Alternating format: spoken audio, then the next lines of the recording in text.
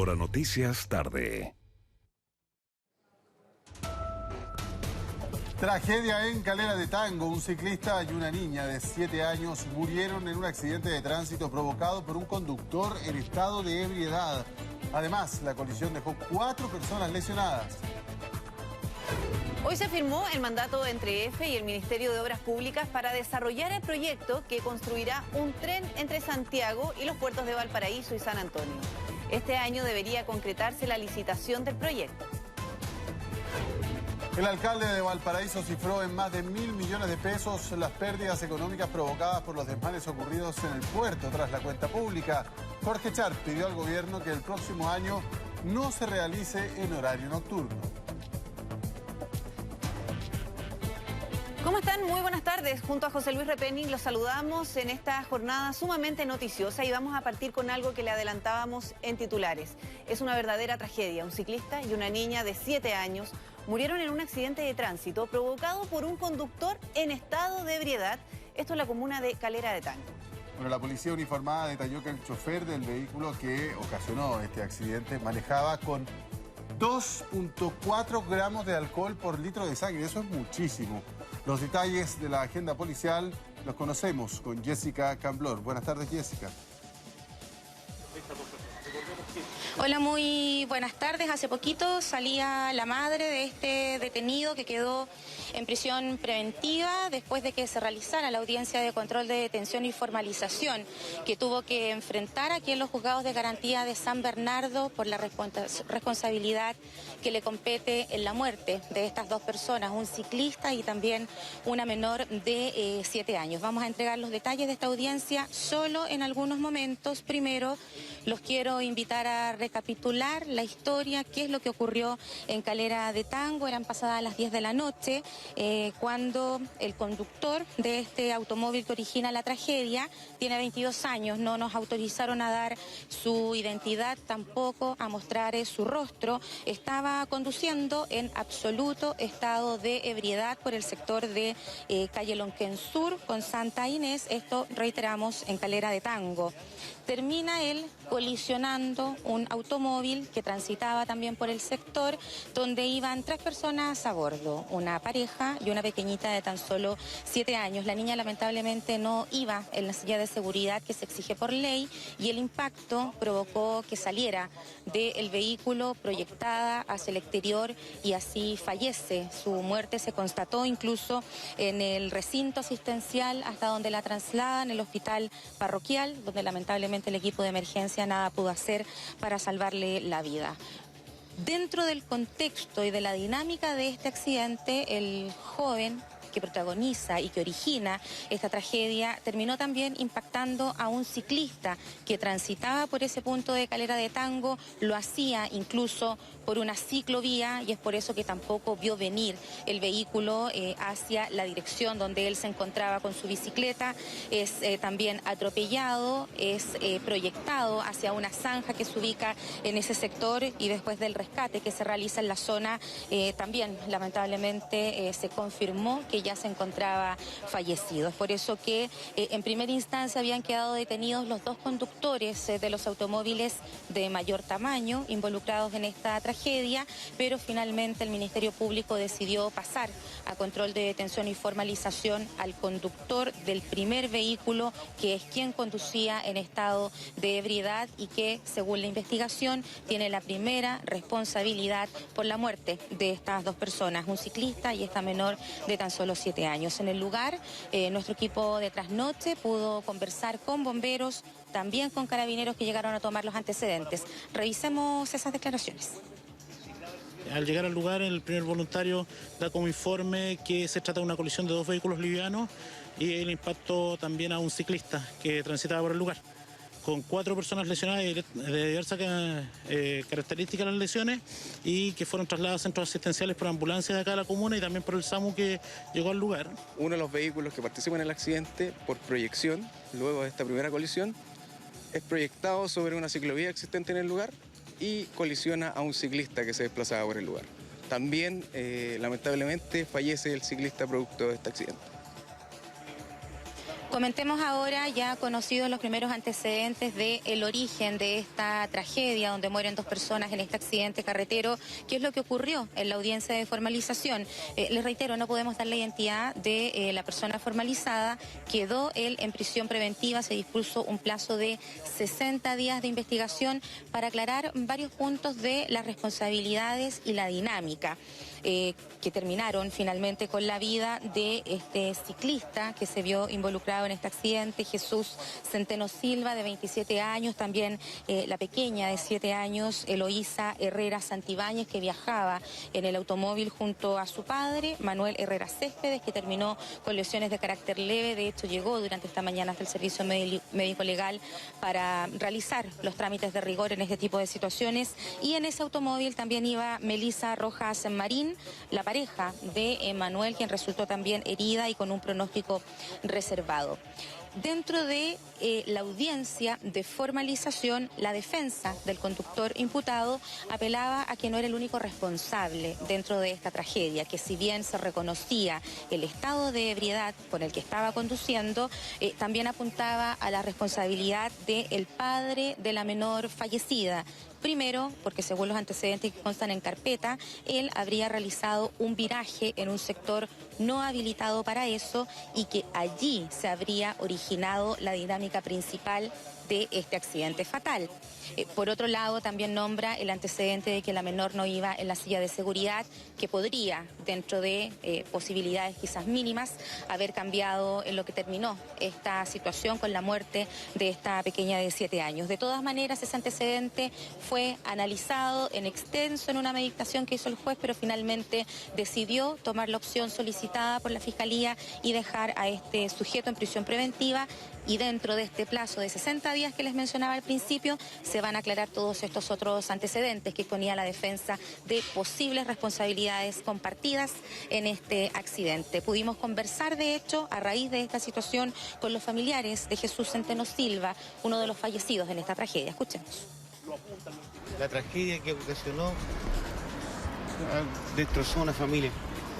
No tengo nada más que decir. ¿Qué te parece que le estaban quitando responsabilidad absoluta a él?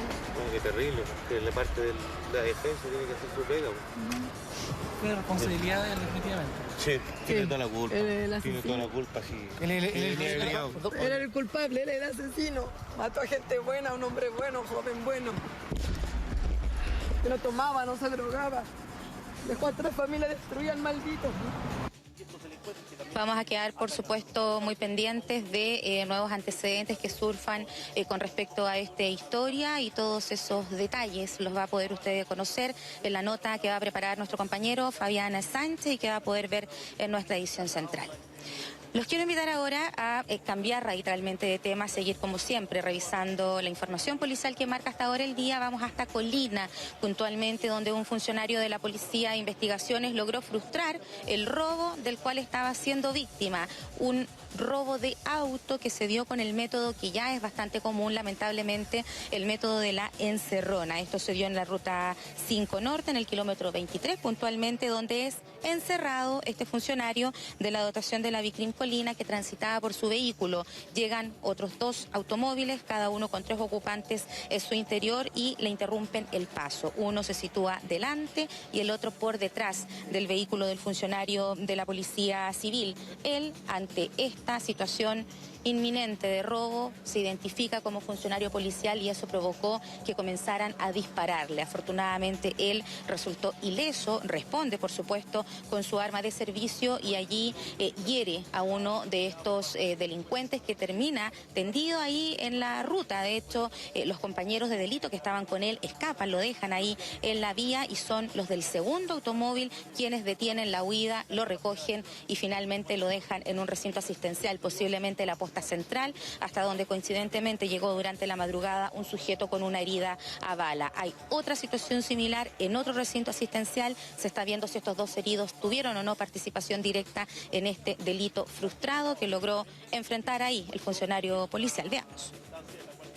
Fue interceptado por un vehículo color rojo, del cual descienden 3 individuos premunidos de armas de fuego, quienes proceden a intimidarlo, a apuntarle específicamente. Él se identifica como policía, inicialmente hace hace uso de su arma de fuego hiriendo a uno de los antisociales. Y posteriormente a esto se suma un segundo vehículo en el cual venía un grupo no identificado, un número no identificado aún de sujetos que procedieron también a atacar al funcionario, quien logró huir del lugar mientras estos individuos rescataban al sujeto que había sido herido. Vamos ahora a revisar imágenes de lo que ocurrió a eso de las 11 de la noche en el patio Bellavista, un conocido sector de la comuna de Providencia, hasta donde llegó un grupo de sujetos, al menos 6, según contabiliza la Policía de Investigaciones, y se fue directo a una sucursal bien conocida de venta de anteojos de sol, también ópticos. No les importó que varios locales de ese lugar estaban funcionando, estaban con clientes, pero pasan de manera muy rápida, rompieron con elementos contundentes los ventanales, logran acceder a las vitrinas y también al sector de bodega y finalmente se llevan artículos avaluados en una cifra cercana a los 35 millones de pesos. Hay cámaras de seguridad en el sector que van a ser sin duda claves para identificar, ojalá, a estos sujetos y también hacer el seguimiento de qué ocurre, como nos hemos preguntado en reiteradas oportunidades, con estos artículos muchas veces exclusivos y que se roban para ser vendidos en el comercio informal. El caso lo tiene la PDI, hablamos con ellos. A través de objetos contundentes rompen las mamparas del local y proceden a sustraer diversas especies valoradas en 35 millones de pesos. Posteriormente los sujetos se dan a la fuga en dirección desconocida. Había público que estaba compartiendo acá en los locales y el elemento utilizado son piedras. 6 sujetos que llegan entonces para robar en ese local del patio Bellavista. Sin duda tenían planificada toda la acción, incluso tanto que ni siquiera les importó la cantidad de gente que había a esa hora aún compartiendo en los locales que estaban abiertos. Bastante nutrida la agenda, ¿eh? Una lástima realmente lo que sucedió también con ese caso que nos mostrabas al abrir tu reporte, que tiene que ver con la muerte de un ciclista y una niñita de 7 años. Bueno, ahí hay que determinar las responsabilidades. Lo concreto es que esta persona iba en estado de ebriedad. Muchísimas gracias, Jessica Cambó. Y ahora nos vamos hasta la región del Biobío, donde el último catastro habla de 161 viviendas con daños tras el paso del tornado por Los Ángeles y de las trombas marinas que el viernes sacudieron a Talcahuano y Concepción. Por esta razón se tomaron varias medidas, entre ellas subsidios a los hogares afectados y la suspensión de clases en algunos colegios de la zona. Gustavo Gallardo sigue de cerca este tema y nos tiene más detalles. Gustavo, buenas tardes. Así es, Priscila, José Luis, ¿cómo están? Muy buenas tardes. Mira, el viernes pasado, de hecho, más o menos a esta hora, les contábamos acerca de situaciones que ocurrían, por ejemplo, en Yungay, en Coihueco, en la región de Ñuble, y en ese mismo instante estábamos dando cuenta de un fenómeno bastante particular, que era esta especie de tormenta eléctrica, mucha lluvia, que se registraba en la bahía de Talcahuano. Bueno, eso después dio paso al ingreso de esta tromba marina. Fueron 2 trombas marinas, como revisamos ahora en las imágenes, que generaron diversos daños, destrozos, muchos de estos videos captados por ya sea por personas de manera individual y también, por cierto, algunos registros de empresas y también de establecimientos educacionales han generado, por cierto, muchísima sorpresa, porque allí se grafica de manera bastante evidente cómo fue que el viento ingresó a través de 2 trombas, una por el sector de los cerros de Talcahuano y otra a través primero del aeropuerto Carriel Sur. Posteriormente llegó y fue la que sin duda generó mayor destrucción hasta el sector del casino, Brisas del Sol, Jaime Repullo, que es donde nos encontramos, y por cierto también el último lugar, que fue el sector de Las Dalias, que también allí se registró bastante destrucción e impacto en las viviendas. A esto nosotros debemos agregar que durante esta jornada al menos han realizado recorridos las autoridades, tal como ocurrió desde el día de la catástrofe, donde se han hecho distintos balances. El más preocupante, por cierto, también, además de las viviendas, era saber qué es lo que ocurría en definitiva con la situación de las clases. Recordemos que al menos en la región del Biobío hay 14 establecimientos educacionales que hoy día se encuentran con sus clases totalmente suspendidas. De ellos son 5 de acá del Gran Concepción que hoy día están con clases que todavía no se van a reanudar, al menos por unos cuantos días. Se espera, de hecho, que durante esta semana, al menos de estos 5 establecimientos, en 3 de ellos se retomen las actividades de aquí a que termine la semana, pero hay 2 de ellos que son el Liceo de Niñas de Concepción y, por otra parte, la escuela del sector de Jaime Repullo, que tuvieron prácticamente destrucción que hoy día no les permite retomar sus actividades. Escuchemos algunas declaraciones de las autoridades locales, autoridades regionales en torno a la situación de los establecimientos y esta suspensión de clases. Escuchemos. Nosotros hemos entregado 2 opciones a la comunidad educativa del Liceo de Niñas. La primera era el traslado, ¿verdad?, al Liceo Enrique Molina Garmendia, y la segunda opción era quedarse en esta infraestructura. En caso de que ese informe indique que ni siquiera se pueden ocupar esas 15 salas, es decir, que se tiene que realizar un traslado, ellos están con la disposición de asumirlo como comunidad.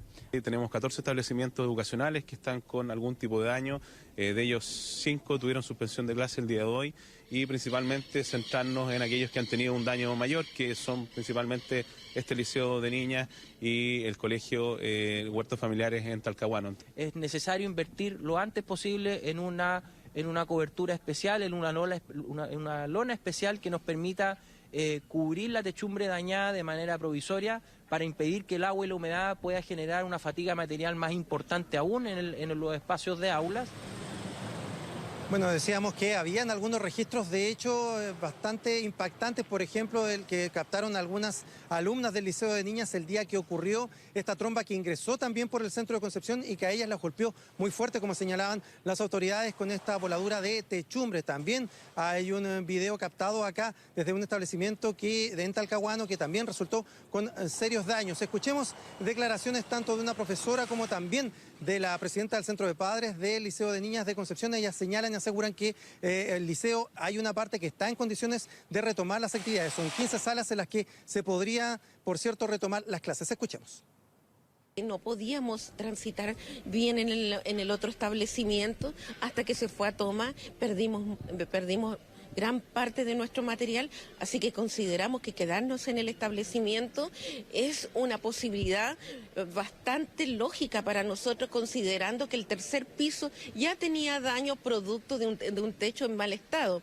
Nosotros siempre hemos utilizado 15 salas, porque la cantidad de alumnas bajó las matrículas, por ende nosotros ocupamos 15 salas hoy día. Sí, el establecimiento cuenta con 20, casi 30 salas, pero nosotros no las utilizamos. Entonces, evaluando esa situación, nosotros no corremos mayor riesgo, mayor reubicación no necesitamos en este momento. Bueno, en cuanto a las viviendas, se hablaba, y el intendente, de hecho, en el último reporte que entregó, de una cifra cercana a las 730 viviendas en la región del Biobío que resultaron afectadas por esta situación. La tromba, esta especie de tornado que ingresó en la provincia de Biobío el día jueves, y también estas 2 trombas que afectaron al Gran Concepción el día viernes. De estas, de hecho, ya se realizó parte de este catastro, se ingresó a la plataforma del Ministerio de Vivienda. Son 161 que hoy día estarían recibiendo este apoyo de subsidio a través de la entrega de gift card para poder reconstruir sus viviendas con la compra de materiales, y quienes tienen o presentan un daño mayor también se les va a entregar un aporte distinto, porque ahí ya hay que hacer una evaluación distinta, y también el trabajo quizás es a largo plazo. Nos encontramos acá en el sector de Jaime Repullo, donde algunas familias nos han indicado que a ellos les faltan manos, han tenido la entrega de algunos materiales, pero que de todas maneras faltan manos como para poder realizar este trabajo de reparación de los techos y sobre todo protegerlos, porque viene la lluvia nuevamente en el día de mañana. Escuchemos algunas declaraciones de personas afectadas y que hoy día tratan de reparar sus viviendas. Escuchemos. A la fecha llevamos del orden de 160 viviendas catastradas que ya están la información en poder del Ministerio. ¿Qué significa eso? Que son aquellos casos que se levantó la ficha de emergencia, pasó hoy día a la etapa del Ministerio para evaluar el daño y poder de esta forma determinar qué tipo de subsidio es el que vamos a entregar para la corrección de los problemas y mantenimiento y mejora de los daños que hayan tenido sus propias viviendas. Sé que nosotros pagamos un dividendo al visa hipotecaria y hay un seguro asociado con BCI Seguros. Estamos en ese trámite. ¿Están ahora en esos trámites? Sí, estamos en eso, en evidenciar, digamos, la pérdida. necesitamos ayuda de mano de obra. Vinieron los Infantes Marina, logramos limpiar un poco, más que nada limpiar los patios y tirar las cosas hacia la calle, pero falta que nos ayuden a subir planchas, a martillar, a clavar las planchas. Necesitamos en el fondo ayuda, sí se quieren dar ayuda para los techos. Pucha, si nos dieran unas manos con las planchas de zinc sería fantástico, porque nada más que eso, y manos necesitamos, porque usted ve que ahora están trabajando arriba los hijos y un amigo, entonces manos se necesitan. Todavía se trabaja de manera incansable a través de las cuadrillas de la CGE para reponer el servicio eléctrico. Todavía hay 803 familias que están sin luz acá en el Gran Concepción, y de ellas más de 600 pertenecen a la comuna de Talcahuano. De hecho, aquí en Jaime de Repullo están trabajando también para reponer el servicio eléctrico, que es lo que falta para tratar de volver a la normalidad. Priscila, José Luis. Sí, ir en ayuda de todas estas personas que han perdido parte importante de sus viviendas, y eso es relevante porque ya faltan muy pocas semanas para entrar de lleno al invierno. Me imagino que tienen el susto permanente de que llueva y que esta situación se vuelva a repetir, al menos esperarlos de la mejor manera. Y sobre todo, ojo, porque la Asociación de Municipalidades hizo un catastro que revela una falta de personal y fondos para emergencias en las comunas. Claro, nadie esperaba una tromba marina, tampoco un tornado, pero de todas maneras hay que ir en ayuda más inmediata, detener los recursos y al menos también trabajar para prevenir estas situaciones. Muchas gracias, que esté muy bien, buenas tardes. Bueno, esta mañana se firmó finalmente el mandato entre la empresa de ferrocarriles del Estado, EFE, y el MOP, el Ministerio de Obras Públicas, que va a permitir lo siguiente: el desarrollo del proyecto de construcción del tren entre Santiago y los importantes, claves puertos de Valparaíso y San Antonio. Iniciativa que fue, usted recordará, anunciada en la última cuenta pública de este sábado por el presidente Sebastián Piñera. Bueno, Daniela Valdés estuvo ahí y nos va a contar los alcances de esta iniciativa. ¿Qué significa básicamente lo que sucedió esta mañana? Y para la gente que está en Valparaíso y en San Antonio y en toda la zona intermedia, que ocupa y que viaja recurrentemente, ¿cuánto tiempo más o menos podrán esperar para que esto sea una realidad? Si es que lo va a hacer, por supuesto. Daniela, usted con la palabra. ¿Cómo le va? Buenas tardes. Hola, José Luis. Fíjense que la ministra de Transportes dijo el día de hoy que espera que no sea más de 5 años cuando podamos ver este esperado tren, entonces, que va a unir Santiago, Valparaíso, también San Antonio. Fue probablemente uno de los anuncios más aplaudidos por el día sábado en la cuenta pública del presidente Sebastián Piñera, este mandato que lo declara de interés público y que el día de hoy se concreta con esta firma que hubo entre el presidente de EFE y también el MOP acá en el Museo Ferroviario, para así poder darle marcha a este mandato que lo declara de interés público y que significa básicamente que el Estado también va a ponerse en el financiamiento para así poder realizar rápidamente los estudios de vialidad y en detalle saber cuál de los dos proyectos es más accesible, más viable para poner en marcha este proyecto. Fíjense que se va a realizar una comisión que va a tener como integrantes a 2 personas del Ministerio de Transporte, 2 personas del Ministerio de Obras Públicas y otras 2 personas de EFE, para así poder, además, con la asesoría internacional, estudiar estos 2 trazados y ver cuál de los dos es más viable y cuál se puede llevar a licitación, porque decía el día de hoy el ministro Fontaine que ya hay varios interesados, empresas internacionales, para poder llevar a cabo este ambicioso proyecto, que va a ser además un tren de carga y mixto, o sea, un tren mixto de carga y de pasajeros, que tiene en su proyecto inicial 2 planes, 2 trazados, uno de ellos que contempla una ruta por el norte, pasando por la Cuesta La Dormida y Limache, y otra que está propuesta por la concesionaria TBS y que planea cumplir con el recorrido en 45 minutos y que saldría desde Maipú, pasando por Casablanca y luego dirigiéndose hacia la región de Valparaíso. Les decía yo entonces que el ser declarado de interés público significa que va a ser el Estado quien va a apoyar con financiamiento los estudios de vialidad de la propuesta para de aquí a fin de año entonces optar por una de las 2 alternativas e iniciar la licitación, que espera entonces que no en más de 5 años tenga forma este esperado tren. Entonces vamos a partir escuchando las palabras que dio el día de hoy no solo el ministro Fontaine, sino que también la ministra de Transportes. Está fuera de toda discusión la necesidad de contar con este proyecto, tanto por la carga como por los pasajeros. Para nosotros es un proyecto importante, como digo, que avanza dentro del desarrollo logístico que estamos tratando de fortalecer en Chile. Tenemos una buena eficiencia en el borde costero, en los puertos, pero en la medida que avanzamos hacia el interior del territorio tenemos todavía deficiencias importantes en la cadena logística. Así que esta conexión ferroviaria para la carga nos ayuda mucho y para pasajeros, sin duda, es también un eje de conectividad en el que hemos estado trabajando fuertemente. Lo que nosotros hemos efectuado como Ministerio de Obras Públicas es otorgarle el carácter de interés público a ambas iniciativas para efecto de poderlas estudiar en más detalle, cosa que hacen los proponentes de esas iniciativas con un financiamiento parcial por parte del Ministerio de Obras Públicas. Una vez concluida una etapa inicial de esos estudios, vamos a poder definir cuál de las dos iniciativas va a ser la que va a prevalecer, que va a ser aquella que sea más conveniente para solucionar el problema de conectividad tanto para las personas, pasajeros, como para carga entre Santiago, Valparaíso y San Antonio. Claro, lo decía la ministra de Transportes también, porque es un tren mixto que lleva no solo pasajeros, lo que permite descongestionar las rutas que van hacia Valparaíso, sino que además es un tren que lleva carga y que eso finalmente le permite potenciar o seguir potenciando el puerto no solo de Valparaíso, sino que también el de San Antonio, que ha crecido, por supuesto, bastante. También el día de hoy estuvo presente en esta actividad el presidente de EFE, Pedro Pablo Errázuriz, quien también se refirió a esta entrevista que dio durante el fin de semana al diario El Mercurio y que también él fue bastante polémica, porque recordemos, él señalaba entonces que este proyecto no era prioridad para la compañía y que la propuesta de TBS es completamente inaceptable, había dicho, ya que requería entonces como garantía casi un 70% de la inversión estatal. Ha dicho que no hay descoordinación entre EFE y el gobierno, que toda iniciativa privada es bienvenida, pero que todavía tiene algunas preocupaciones. Escuchemos lo que él nos comentó. En EFE tenemos total coincidencia con la relevancia y la importancia de trenes y demás servicios. Y que una muestra de eso es que llevamos 2 semanas trabajando en este mandato. O sea, en definitiva, nosotros creemos que más servicios de conectividad, sobre todo en regiones, es fundamental. Y este proyecto en ese sentido tiene una prioridad que es muy relevante porque aumenta la conectividad.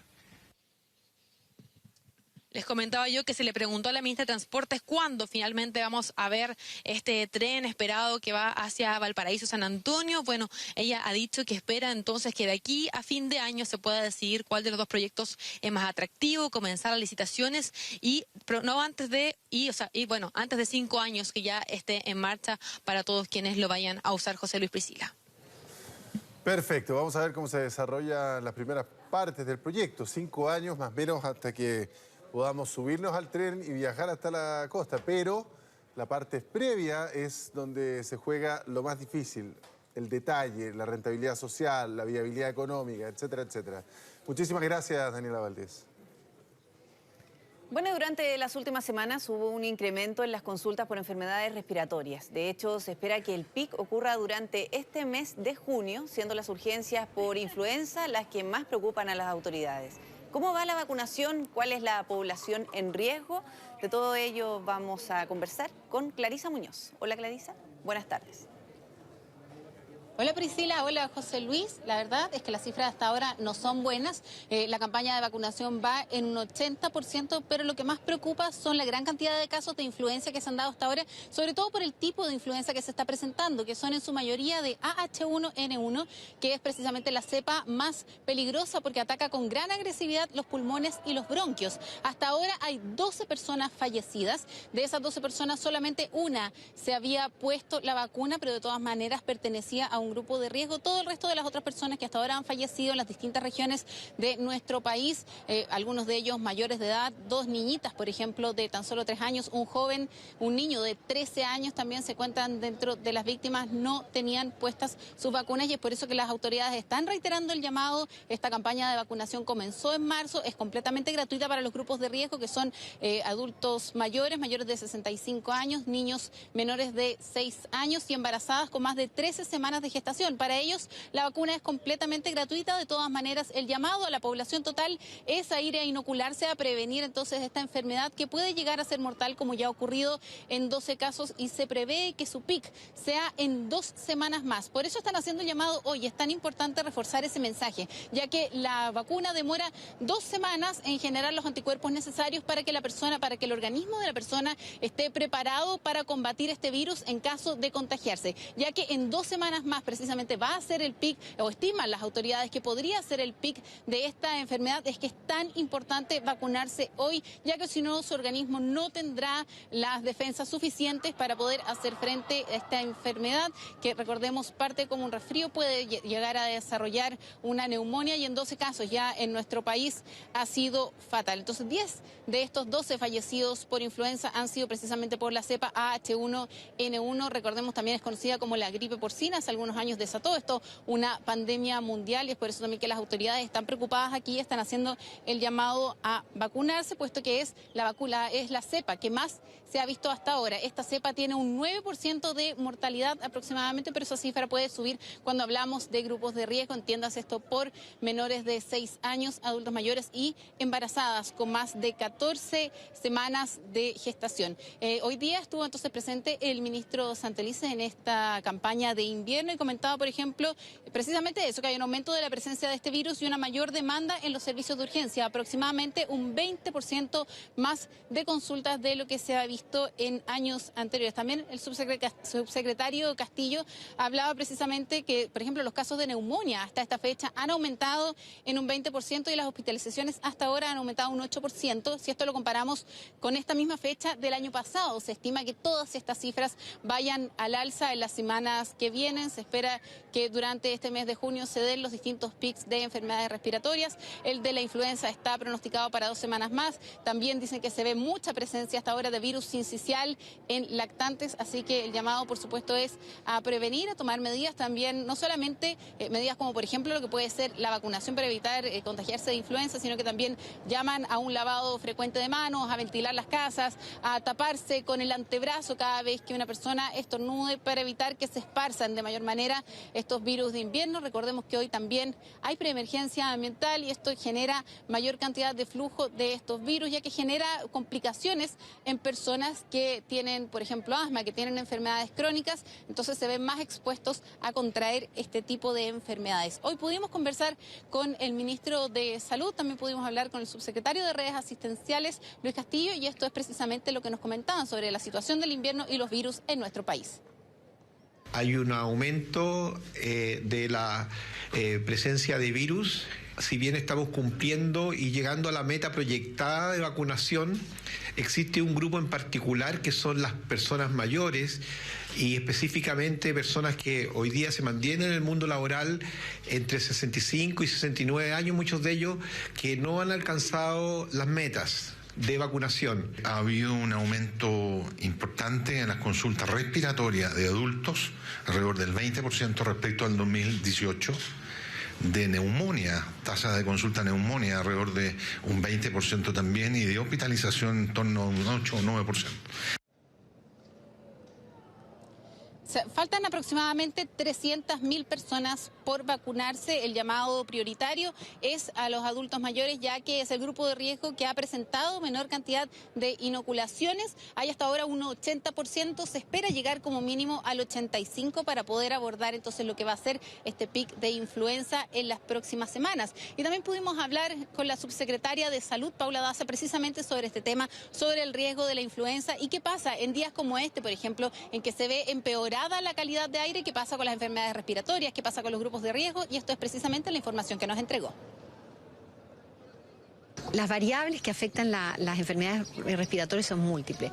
Una de ellas es la contaminación. ¿Por qué? Porque afecta principalmente a esas personas crónicas. Una persona que tiene un asma, una persona que tiene una enfermedad bronquial obstructiva crónica, una persona que está cursando con cualquier cuadro respiratorio. La contaminación afecta negativamente a esas personas. Por eso en estos momentos de preemergencia se les sugiere a los niños no hacer actividad física, a las personas no tener contaminación domiciliaria, por supuesto que los fumadores, evitar que fumen, tomar todas esas medidas precautorias que también son importantes.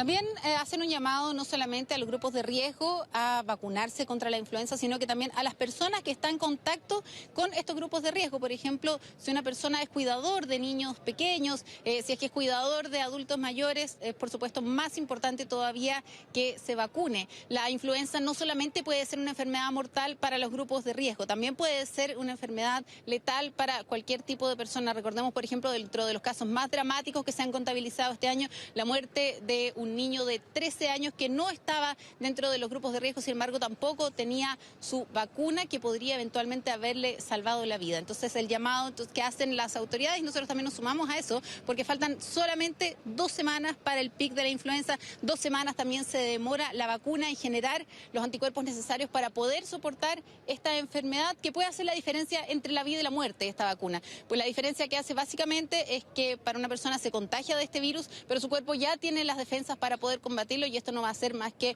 un mal rato, un tiempo en el que se va a sentir profundamente mal, pero lo más probable es que esto no derive en una neumonía, no termine en la muerte como ya ha ocurrido en 12 casos en nuestro país.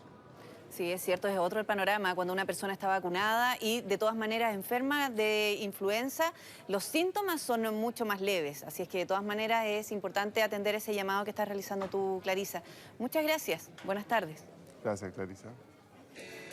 Hoy amanecimos con frío en la mañana. ¿Lo sintieron, no? Sí, mucho frío, que estaba muy despejado. Lo más preocupante es que estábamos con preemergencia ambiental. Y bueno, las temperaturas se van a llegar a un promedio, al menos, que no es habitual para esta época del año. Gianfranco Marcones nos va a contar cuál es el panorama. ¿Cómo están, chiquillos? ¿Cómo está, don Gianfranco? Muy bien, muy buenas tardes. Así es, hasta 25 grados podríamos tener en algunos sectores esta jornada. Claramente siempre el sector norte es el más afectado por las altas temperaturas y también por el frío durante la mañana. Entre 1 y 4 grados fueron las temperaturas mínimas durante este amanecer y también nuevamente el sector norte fuera del radio urbano se aproximó bastante al 0 grados. Así que podríamos decir una jornada bastante extrema en cuanto a temperaturas que podría tener en algunos sectores hasta 25 grados de variación durante el día, que a 18 días del invierno es raro. Claramente es algo no usual y menos aún con la precipitación que llevamos acumulada en la región metropolitana, que nos deja prácticamente un 92% de déficit a la fecha. ¿Cuál es el promedio de temperatura de la temperatura máxima en junio? Ya estamos claramente bajando cerca de los 16 grados. Así que estamos hablando que hoy día en algunos sectores podríamos tener prácticamente 8 a 10 grados más. Claro, es un solo día. Mañana va a comenzar a bajar la temperatura todavía sobre los rangos normales. Yo creo que ya recién el día miércoles, jueves vamos a estar mucho más acorde a lo que es un mes de junio, a pesar de que por ahora no se esperan precipitaciones en Santiago.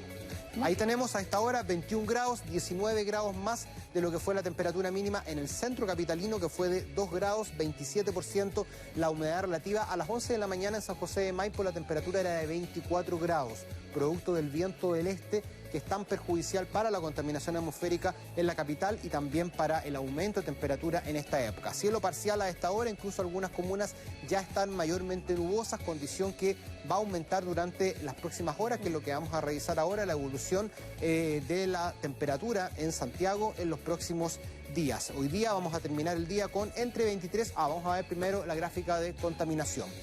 Esta es una imagen que se logra ver en esta parte de acá, la capa contaminante que había el día de ayer en la región metropolitana. Vista desde el sector norte de la región metropolitana, ayer tuvimos preemergencia constatada, es decir, las estaciones de monitoreo, tanto de Cerro Navia, que están acá muy cerca de este sector, y también de Pudahuel, constataban, es decir, la estación de monitoreo, la nariz finalmente de la comuna que mide la contaminación, marcaba en ese momento preemergencia ambiental. Luego hubo la declaración de preemergencia, que es lo que se dio para el día de hoy, con una serie de restricciones y que ayudó bastante porque permitió que la calidad del aire bajara en estas comunas, en estos sectores, a niveles regulares. ¿Cuál es la condición que tenemos ahora? Una alta presión sobre la capital, que es un gran peso, es aire que pesa más y que finalmente lo presiona hacia abajo. Santiago es un hoyo, es una cuenca, estamos rodeados de cerros por todos lados, generando que esta capa contaminante nadie la pueda sacar de acá. Es menos cantidad de aire que tenemos disponible para que se mezcle la contaminación de los vehículos, de la industria y también la domiciliaria. Por lo tanto, eso genera claramente que aumente esa concentración. Tenemos el otro caso, que no sé si lo vamos a revisar al tiro, en cuál sería la situación ideal que deberíamos tener, que es que la presión baje. Al bajar la presión disminuye el peso sobre el aire logra levantar esta capa contaminante, a lo mejor logra levantar un poco, no superar la barrera geográfica, pero lo ideal es que esta presión sea tan baja que logre precipitar. Entonces ahí logramos movimientos verticales de aire, sacar esta capa contaminante de la cuenca de Santiago y además decantar algo de precipitación con la lluvia. ¿Ya? ¿Eso no tiene nada que ver con los días nublados o despejados? O sea, un día nublado es un día generalmente con más baja presión que un día despejado. Un día despejado es un día con... Es decir, en este momento podríamos decir con respecto a la mañana, a la tarde, la presión debería ir bajando. Muy poquito, pero debería ir bajando la presión. A medida que tú tienes un sistema de a lo mejor frontal más intenso, claramente esta baja de presión es cada vez más intenso. Pero durante la mañana teníamos dos cosas. Uno, alta presión, vientos del este, vientos que vienen desde allá, desde la cordillera, y además una inversión muy térmica muy fuerte acá abajo, es decir, muy pocos metros de aire disponible para que se mezcle esa contaminación, debido a que tuvimos temperaturas de 1 a 2 grados sobre cero durante la pregunta que se puede hacer cualquier chileno, cualquier santiagueño: ¿por qué en verano no pasa esto? ¿Por qué en verano no pasa esto? Porque en verano tenemos una mayor temperatura y al tener una mayor temperatura también tenemos mayor viento. Ojo, mucha gente dice, pero ¿cómo? Si en invierno hay mayor viento. Claro, en invierno hay mayor viento, pero cuando hay sistemas frontales, vientos máximos. Cuando viene un temporal, ¿cuántos temporales tenemos estos inviernos últimamente? Contados, creo que los contamos con una mano y a lo mejor con un dedo. En verano hay viento prácticamente todos los días, pero viento promedio. Y ese viento promedio que comienza en septiembre y termina más o menos en marzo, te ayuda también a tener una mejor, y además que no hay inversión térmica en verano. Las mínimas son de 16, 12 a lo menos. Claro. Ahora tenemos mínimas el de aire, 1 grado, 2 grados. No está tan comprimido, sino que se expande. Se expande y logra superar este hoyo, este valle llamado finalmente Cuenca de Santiago o región metropolitana. Ahora, ¿cómo se ven las condiciones para los próximos días? Debería ir mejorando algo la ventilación, producto que, como tú decías recién, entra nubosidad, eso significa que baja la presión. Tenemos un sistema frontal en el sur que, si bien por ahora no aportaría precipitaciones a la región metropolitana, hay una probabilidad muy baja quizá de tener algunas gotas solamente el día miércoles, pero eso genera movimientos verticales de aire e inyección de aire a la cuenca de Santiago y levanta algo esta masa contaminante. Hoy, parcial, ya tiende a nublado hacia el término del día, llegamos hasta 24 grados en algunas comunas, una diferencia de temperatura muy grande entre la mínima y la máxima, lo que también dificulta o favorece, podríamos decir mejor dicho, las enfermedades respiratorias. Mañana martes, un día nublado, ocasionalmente parcial, baja ya harto la máxima a 18 grados, sube también la mínima. Acá rompemos un poco la inversión térmica, por lo tanto también ahí debería mejorar la calidad del aire. Día miércoles, el día que podría ser más gris, con una máxima de 17 grados y la mínima quedaría en los 10. Sí, pues que eso es tan importante porque estábamos hablando recién de las enfermedades respiratorias y con un aire tan contaminado, finalmente una persona que puede estar con un cuadro infeccioso se sobreinfecta más. Claramente por eso es preocupante las guaguitas y los adultos mayores. Así es, Priscila. Vuelven hoy las lluvias a los lagos y a los ríos, mañana a la Araucanía y mañana a la tarde vuelven a la zona tan afectada que es el Biobío y Ñuble, y nuevamente podría llegar con vientos importantes, también inestabilidad, pero la inestabilidad se ve un poquito más al sur, como entre los lagos, los ríos, la Araucanía, pero vamos a seguir monitoreando los próximos días para ver qué tan fuerte podría ser. Hasta 100 milímetros podrían caer, por ejemplo, en la región de los ríos en 3 días. ¿Y con viento? ¿Cómo? ¿Con viento? Sí, viento hasta 60 kilómetros por hora por ahora. Ya, pues vamos a permanecer ahí muy pendientes de eso. Muchas gracias, Gianfranco. Nos vemos más rápido. Nos vemos. Bueno, y tal como lo veíamos en los titulares, el alcalde de Valparaíso cifró en más de 1.000 millones de pesos las pérdidas económicas provocadas por los desmanes ocurridos en el puerto durante la cuenta pública. Sí, el alcalde Jorge Char pidió al gobierno que el próximo año no se realice en horario nocturno. Javiera Ponce nos va a ampliar esta información. Javiera, buenas tardes. Hola, buenas tardes, ¿cómo están? Claro, es una polémica que se preveía incluso antes de revisarse la cuenta pública, cuando se anunció que esto en esta ocasión se iba a hacer en horario prime, en la noche, y que por supuesto también las manifestaciones asociadas a cada cuenta pública también iban a desarrollarse en ese horario. Se advirtió desde algunos sectores que eso podía ser riesgoso, lo hizo también Carabineros, y es por eso que la gobernación decidió no autorizar la marcha que que había solicitado realizar la Confech por las calles de Valparaíso en paralelo a la cuenta pública. Ellos habían pedido autorización para marchar a las 6 de la tarde y eso se negó por parte de la Gobernación Provincial de Valparaíso, pero hubo un grupo de manifestantes que de todas maneras llegó hasta la Plaza Victoria durante esa jornada del sábado y comenzaron a manifestarse. De inmediato, la consecuencia fue lo que veíamos durante esa noche, algunos incidentes que, si bien fueron menores que en años anteriores, sí tuvieron la complejidad de ser en la noche, en la oscuridad, y por eso mismo es que hubo mayor posibilidad de que los manifestantes se dispersaran hacia otros puntos que no estaban resguardados por carabineros. Por ejemplo, lo que ocurrió en la subida Ecuador. Ese es un sector de los más complicados según el comercio, que ha hecho hoy su balance, porque hay muchos locales nocturnos que tuvieron que cerrar sus puertas, varias luminarias que sufrieron daños, lo mismo en la Plaza Victoria, también mobiliario municipal y mobiliario privado es el que se considera entre los daños que se han cuantificado por parte del alcalde y por parte también del comercio en más de 1.000 millones de pesos, 40 millones en mobiliario municipal y el resto en daño para los privados. Todo esto, este perjuicio, no solo en cosas que se hayan roto durante la manifestación, sino que también decían por dinero, por ingresos que no pudieron percibir este fin de semana los hoteleros, los restaurantes, los locales nocturnos por la baja de gente, porque muchos de ellos tuvieron que cerrar sus puertas durante esa jornada de movilizaciones, y es por eso que hay mucha molestia, sobre todo del gremio del comercio entonces en Valparaíso, tras la decisión de realizar la cuenta pública en la noche. Ahí en la subida Ecuador, les decía, hubo varios incidentes, ahí no había resguardo policial porque estaba todo abocado al centro de Valparaíso, pero allá incluso se quemó una moto de carabineros en ese sector. Hubo 16 detenidos durante toda esta jornada, y repetir que aunque no fue una magnitud tan grande la de los incidentes en comparación a otras manifestaciones que hemos visto, sí esta complejidad de realizarlo en la noche es lo que tiene muy disgustada a la gente, y además el que las calles en Valparaíso hayan estado cortadas desde muy temprano en la mañana, lo que el alcalde de la ciudad calificó como una situación de sitio, estado de sitio, dijo, lo que había ocurrido durante esa jornada en el puerto, donde ninguna actividad prácticamente se pudo desarrollar de forma normal. Así es que hay bastante molestia en ese sentido, y por eso los invito a que escuchemos las declaraciones precisamente del alcalde de Valparaíso, que esta mañana hizo sus descargos en torno a esta realización de la cuenta pública nocturna. Escuché las palabras del presidente y justificar una cuenta por el rating habla de la falta de sensibilidad con Valparaíso. Lo que vamos a hacer es mandar una carta no solamente a la gobernadora provincial, sino que al presidente de la República, con la boleta por los gastos que supuso para la ciudad el día sábado esta cuenta pública. 40 millones al menos en lo que corresponde en términos públicos, y 1.000 millones que es la afectación que sufre el comercio y el turismo en Valparaíso por haber tenido, ojo, el sábado paralizado, pero es el sábado y el domingo, porque la gente, el turista no viene solamente por un día, tiene una reserva hotelera.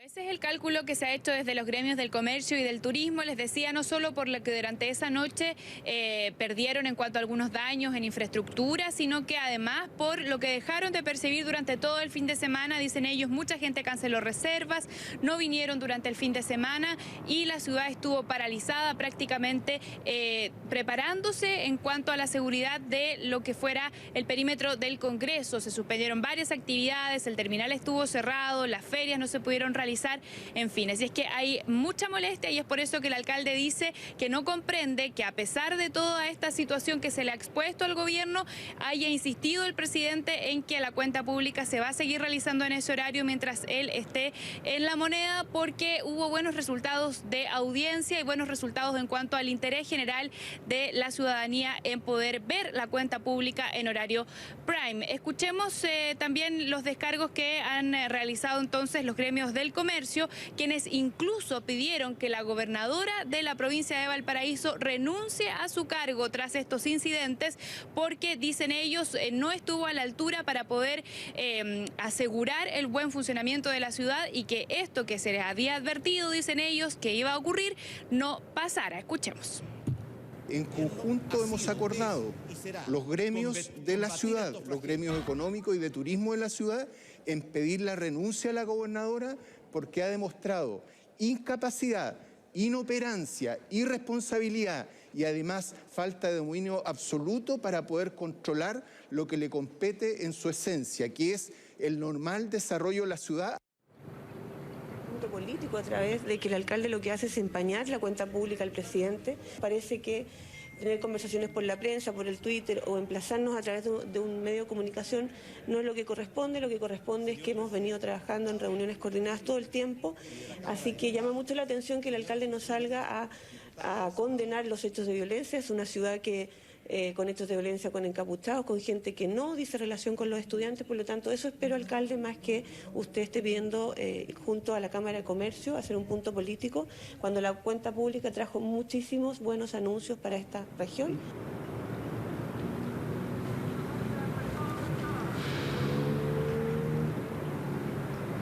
Javiera, ahora es importante destacar que esto no es exclusivo de un horario nocturno. También se habían registrado hechos muy similares a plena luz del día y probablemente mucho peores.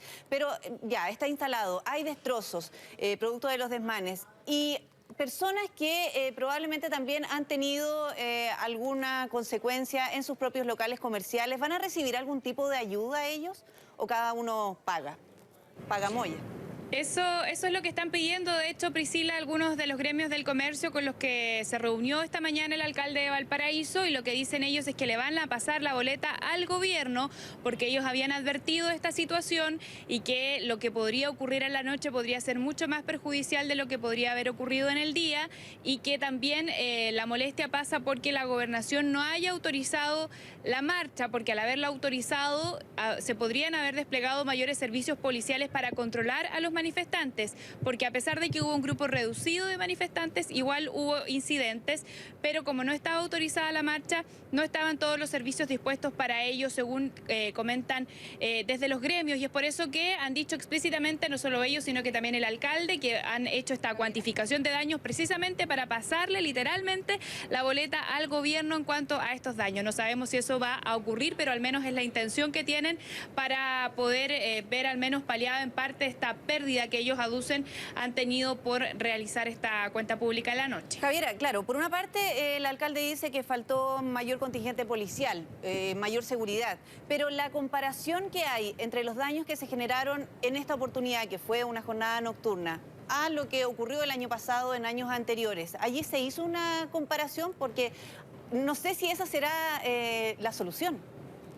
Sí, lo que pasa es que en realidad desde que se separó la cuenta pública, Priscila, de la celebración del 21 de mayo de las glorias navales, la verdad es que había sido mucho más controlada la situación. De hecho, las marchas de los últimos 2 años anteriores por la cuenta pública durante el día no habían generado mayores incidentes ni mayores problemáticas para la ciudad. Sí, han habido muchas otras marchas en las que hemos visto gran cantidad de incidentes a lo largo de todo el año, pero en particular las marchas ligadas a las cuentas públicas, a las últimas 2, separadas del 21 de mayo, habían sido en la generalidad más bien pacíficas y no habían generado mayores incidentes en comparación a lo que pasó en años anteriores, como el caso de Rodrigo Avilés, como lo que pasó cuando un guardia municipal falleció, incluso luego del lanzamiento de una molotov a una farmacia. Entonces, en general, situaciones como esas tan graves no se habían visto durante los últimos años, salvo hasta que ahora, como se revisa en la noche, hay nuevamente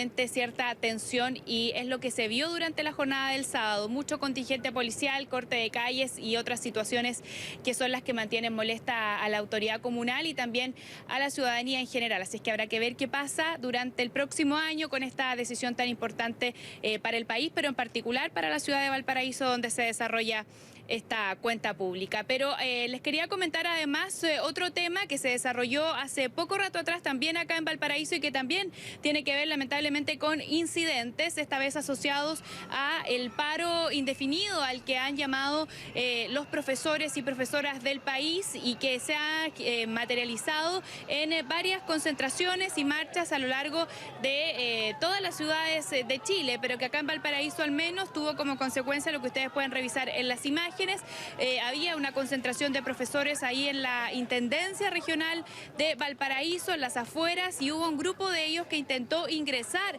al edificio de la Intendencia, y en ese forcejeo por ingresar hacia el edificio es que se produce la quebración de algunos vidrios, de las mamparas de la puerta principal de la Intendencia por calle Melgarejo, y es por eso que Carabineros de Fuerzas Especiales actúa inmediatamente ahí en la Plaza Aníbal Pinto con carros lanzaagua y lanzagases. Hubo mucha gente sufriendo los efectos del carro lanzagases principalmente, que pasó por ese sector que es además de restaurantes, de terrazas. Había harta gente a esa hora circulando por el sector que no estaba involucrada en la manifestación, pero que de todas maneras resultó afectada por el gas, así es que había molestia por parte de los gremios también en cuanto a esta intervención de Carabineros en la Plaza Aníbal Pinto. Conversamos con el Colegio de Profesores, escuchemos.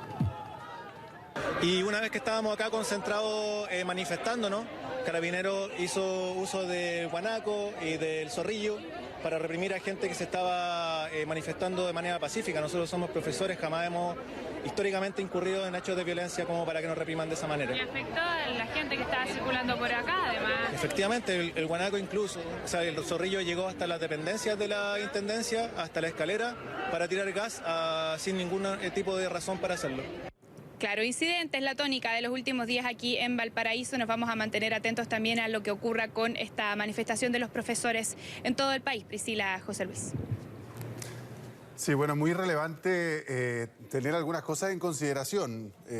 La noche del sábado, a mí me llamó poderosamente la atención, y lo veo desde la transmisión misma que nosotros estábamos realizando, que efectivamente todos los temores que hubo respecto a la posibilidad de que esto se transformara, digamos, en un polvorín por la oscuridad, ¿no? Por la noche, la verdad es que no se vio tan así. Sí hubo incidentes, sí hubo daños y destrozos que lamentar para los comerciantes, lamentablemente, y para también el mobiliario público, eso es cierto.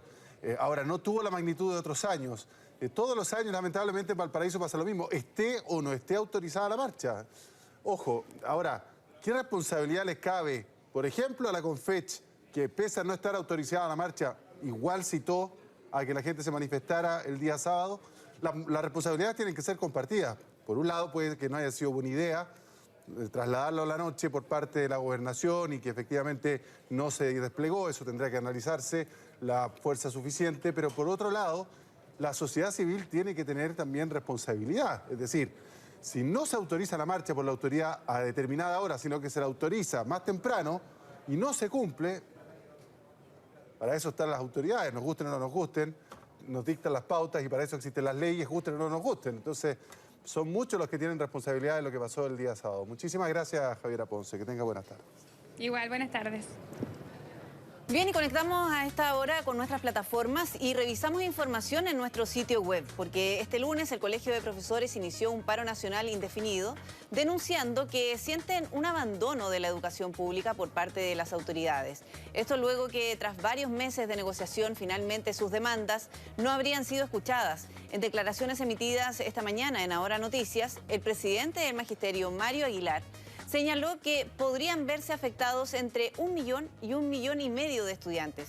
Sin embargo, habrá turnos éticos para darles el almuerzo, por ejemplo, a quienes lleguen a los establecimientos. Escuchemos esas declaraciones. Podría haber 1 millón, 1,5 millones de estudiantes sin clase por unos días. Esperamos que no muchos. Esperamos que este paro indefinido el gobierno atienda esta problemática y por lo tanto nos llame a una conversación para que podamos en esas condiciones buscar soluciones y buscar acuerdos, que el gobierno baje de su intransigencia, baje de su soberbia. No hay clases, pero sí se va a atender a los niños en su alimentación y en sus cosas básicas si ellos llegan al colegio, porque van a haber turnos éticos, van a haber formas de atenderlos para aquellos que almuerzan en los colegios y que esa es su única fuente de alimentación.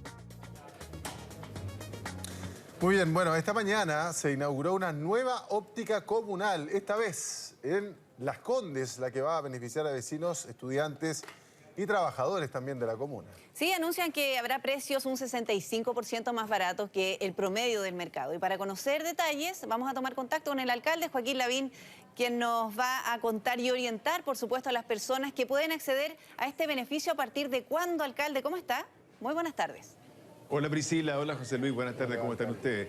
Mira, a partir de ahora ya ustedes ven que esta óptica comunal, mira, estamos ubicados en Apoquindo con Américo Vespucio, salida del metro Escuela Militar.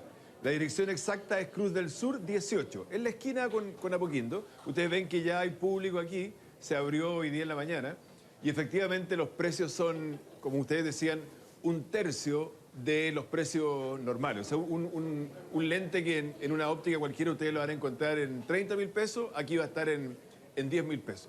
Incluso los lentes más sofisticados. Yo, por ejemplo, en mi caso personal, tengo que usar lentes que se llaman multifocales, que tienen como una gradación, multifocales, van como para ver de lejos y para ver de cerca, que son lentes muy caros. Bueno, a mí estos me costaron en el comercio hace 2 o 3 años atrás, tipo 300.000 pesos, y acá ustedes los van a encontrar por 100.000 pesos. Es un tercio de los precios que van a encontrar en otras partes. Alcalde, ¿cuál es el modelo del negocio? Disculpe que se lo pregunte así. ¿Cómo se logra que baje tanto el precio de los anteojos ópticos, que son muy necesarios para mucha gente? ¿Con subsidio? ¿Hay algún tipo de proveedor que tiene un precio más accesible? ¿Cómo se hace eso? No, no hay subsidio. Yo diría que el modelo es parecido, aunque no es exactamente igual al que ha usado el alcalde Jadwe cuando él, ¿te acuerdas de la farmacia popular? Ese tipo de cosas. El modelo aquí es el siguiente. La municipalidad arrienda el local. Nosotros arrendamos el local, pero toda la operación, compra de los lentes, las máquinas, porque también la gente puede venir aquí y le van a dar una receta, porque va a haber técnicos oftalmológicos, tienen las máquinas para poder ver la vista y la receta. Está entregada a una fundación que se llama la Fundación Global Vision, que obviamente tienen mucha experiencia de muchos años, tienen conexión con los mejores laboratorios que fabrican los lentes en el extranjero, por ejemplo el laboratorio Essilor, que es un laboratorio francés, que es uno de los más grandes del mundo, y por tanto, al comprar directamente los laboratorios, los lentes, los precios son mucho más baratos. Y tenemos un stock aquí de 36.000 lentes, así que la mayoría de las recetas, la gente viene con receta, le van a entregar el lente al tiro, y si no, bueno, le pueden hacer un examen de la vista y le entregan aquí una receta y se va a demorar 20 minutos, media hora en que le entreguen ya el lente listo.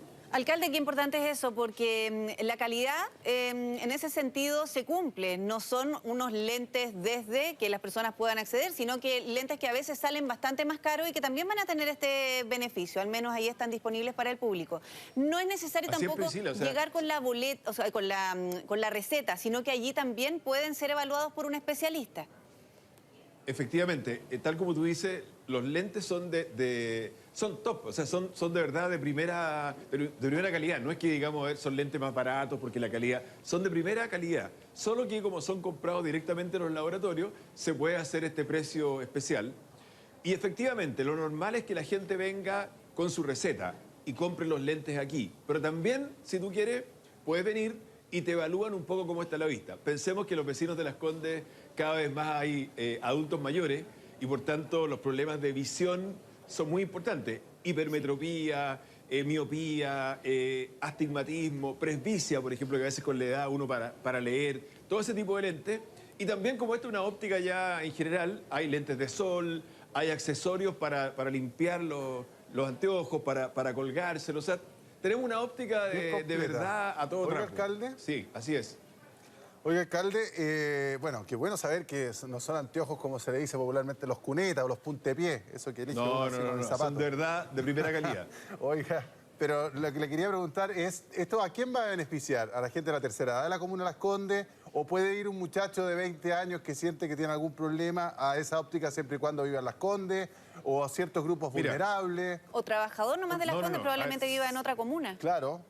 Sí, es que para explicártelo bien claro, primero esta es una óptica abierta en términos de edad a todo el mundo. O sea, hay los anteojos para niños, que son un anteojo plástico, para jóvenes, para adultos mayores, obviamente, para cualquier edad. Y son para vecinos de Las Condes o para gente que trabaja en Las Condes. Los vecinos de Las Condes tienen la tarjeta vecino, pero además las personas que trabajan en Las Condes pueden sacar su tarjeta vecino, incluso se puede sacar por internet. Hoy día tu tarjeta Las Condes está en Google Play o está en Apple Store, tú la bajas, tarjeta Las Condes. Si trabajas en Las Condes vas a tener que tener una prueba de que trabajas en Las Condes. Por ejemplo, una colilla de tu sueldo en que aparece la dirección de la empresa en que trabajas en Las Condes o un contrato de trabajo. Hoy día ya hay 194.000 personas que tienen la tarjeta vecino y a partir de ahora también se abre a los que trabajan aquí, aunque no vivan aquí, que es una aspiración que tenían desde hace tiempo las personas que trabajan en Las Condes. Perfecto, alcalde. Oiga, una preguntita, tenemos que cerrar, no nos queda nada de tiempo. ¿Qué le pareció el artículo Lavín versus Lavín? Bueno, yo creo que efectivamente uno tiene que hacerse cargo de su historia. Hay una evolución. Muestra la evolución, pues, pero para bien, yo creo. ¿Ah? Y del futuro también Sí, hay que bueno, hacerse cargo. Hay que hacerse cargo del futuro, pero eso dejémoselo al tiempo. Todavía falta mucho. Muy bien, alcalde, Sí. muchísimas gracias. Que esté muy bien, alcalde. Gracias a ustedes. Buenas tardes. Bueno, ella hablaba también de la conexión que tiene con las redes sociales. Es muy importante allí también escuchar a los vecinos y responderles, porque él es muy activo.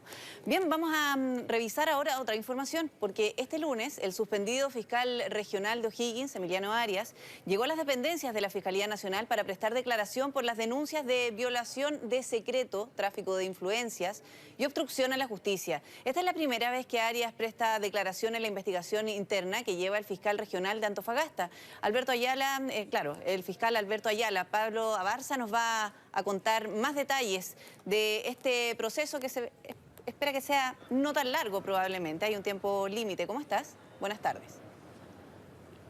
Claro, ¿cómo están? Muy buenas tardes. Tú lo mencionabas, hay un tiempo límite, pero lo importante es que declara por primera vez y también en este caso frente al fiscal Alberto Ayala tiene acceso a la carpeta y también por eso dura un poco más en la conversación. El fiscal, en este caso suspendido, Emiliano Arias, llega a eso de las 10 para las 9 de la mañana, inmediatamente ingresa, dice que va a hablar después, obviamente. Todos estábamos pensando que podría durar cerca de 1 hora la reunión. Sí, duró 2 horas. Finalmente tuvo bastante conversación con este fiscal regional que está llevando la causa penal del, en este caso, fiscal regional de O'Higgins, Emiliano Arias. Es una reunión bastante importante, tú lo mencionabas, porque es la primera vez que habla con él.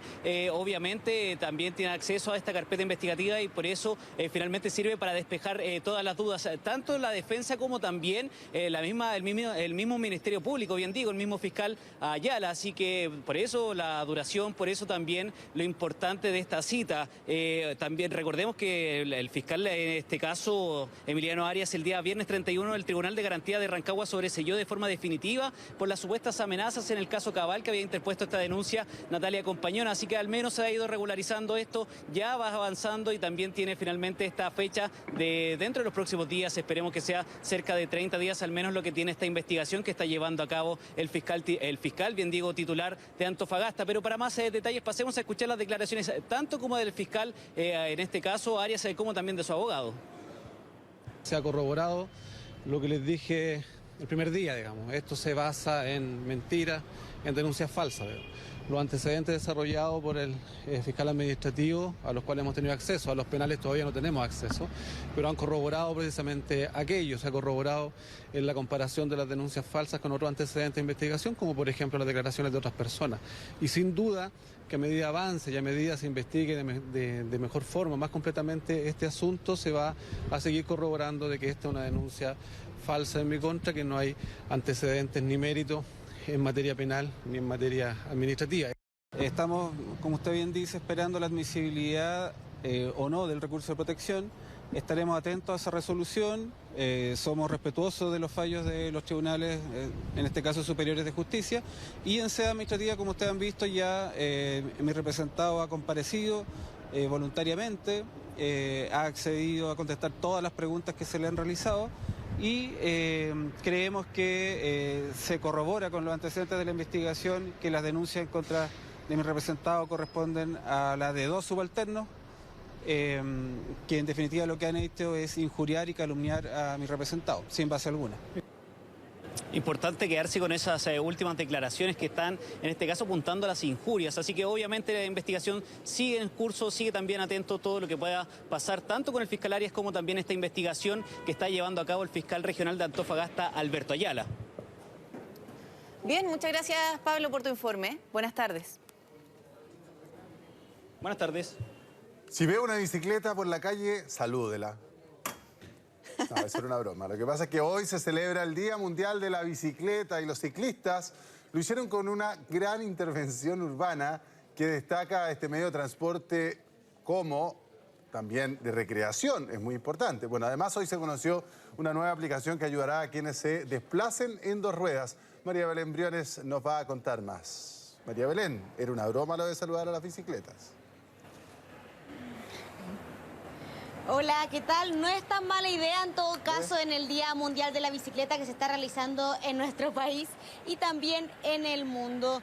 Este día antes se celebraba en abril, pero la ONU decidió cambiarlo finalmente para seguir contando todos los beneficios que tiene usar este método de transporte, y ustedes también lo decían, como método de recreación. En Santiago ha aumentado en los últimos 10 años, fíjense, un 868%, una cifra que no deja de ser importante porque son solo 10 años. Así que justamente lo que ellos buscan es continuar contando cuáles son los beneficios, y de hecho la intendenta durante esta mañana realizó una intervención urbana junto a otras autoridades y también organizaciones de ciclistas para contar cuáles son los beneficios de andar en bicicleta, poniendo el foco justamente como método de transporte. Ellos lo que hicieron fue, en la Plaza de la Constitución se reunieron y lo que hicieron fue una intervención de humanos, armaron una bicicleta humana, por así decirlo, que fue tomada desde los aires y que se ve cómo esta bicicleta está andando. Nosotros conversamos con la intendenta, quien se refirió al Día del Mundial de la Bicicleta y también a los desafíos pendientes que existen en la región metropolitana, así que pasemos a escuchar lo que ella dijo. Importa efectivamente las condiciones de la ciudad para nuestros peatones, pero también para nuestros ciclistas. Y en ese sentido queremos hacer todos los esfuerzos para pensar la ciudad diferente, para que tengamos más espacio para ellos, para que efectivamente también en las comunas rurales existan mejores condiciones para nuestros ciclistas, que no solamente lo utilizan muchas veces de forma recreativa, sino también de forma laboral. Para mí es muy lindo ver el desarrollo aquí en temas de ciclovía, en temas de biciestacionamientos, en temas de también la cultura de bicicleta. Entonces, este evento aquí para mí es una muestra de eso. Ahí también escuchábamos al embajador de los Países Bajos, países que están bastante más desarrollados que nosotros en términos de infraestructura y también en el uso de la bicicleta. Eso sí, un Día Mundial de la Bicicleta que en nuestro país hay que poner en contexto porque hace más de 6 meses que se puso en funcionamiento la Ley de Convivencia Vial, esta ley que dice que busca poner en igualdad a todos los modos de transportes en las calles, a los peatones, a los motociclistas, a los automovilistas, a los scooters, entre otros. Cada día son más. Y durante esta mañana también la ministra entregó una cifra bien importante con respecto a cómo han disminuido los accidentes con causa de muerte los ciclistas en un 32% desde que comenzó a funcionar esta ley de convivencia de modos. Y lo que también durante esta jornada la ministra de Transporte, Gloria Hood, lo que hizo fue también lanzar un Waze para las bicicletas. Esta es una aplicación que se llama Bike Light. Es gratuita, todos ustedes la pueden bajar en sus celulares para seguir ocupando las bicicletas, y lo que esta ofrece es lo mismo que un Waze. Se trata de una aplicación que ofrece rutas más seguras, más expeditas, que no tengan tanta congestión. También te avisa cuando, por ejemplo, hay tacos, también calles con hoyos, el pavimento cuando no es muy seguro, etcétera. Entonces el llamado que se hace es para todos los ciclistas a ocupar esta aplicación innovadora que hace ya algunos años está en funcionamiento, pero que ahora la dan a conocer para que usted pueda salir tranquilo a andar en bicicleta, a moverse y a transportarse. Así que pasemos a escuchar lo que dijo la ministra de Transporte, Gloria Hood, con respecto a esta aplicación. En el Día Mundial de la Bicicleta estamos presentando esta aplicación desarrollada por emprendedores jóvenes chilenos que se llama Bike Light y entrega rutas seguras para ciclistas. Desafíos quedan muchos, sobre todo con el tema de la convivencia vial. Pronto van a estar listos los reglamentos para que no quede ningún vacío en esta ley, que finalmente cada uno sepa qué puede hacer y qué no, que justamente esa es la crítica que se le hace, y también el llamado, por supuesto, es a este contrato social, que vayamos todos cambiando nuestra forma de ser en las calles, bicicleta, automovilistas, porque finalmente todos echan la culpa de todos, y así, bueno, se celebra desde las autoridades este Día Mundial de la Bicicleta. Muy buena iniciativa, es una movilidad saludable, ecológica, amigable con el medio ambiente, pero que tiene que estar sujeta también a muchas normas hoy día, en esta nueva ley de convivencia vial, y el desafío es generar facilidades para que la gente se siga transportando en bicicleta y cada vez más. María Belén, 1.000.000 de gracias. Bueno, y para eso la infraestructura vial es fundamental. Fundamental. Hay que trabajar en eso también. Gracias, que esté muy bien.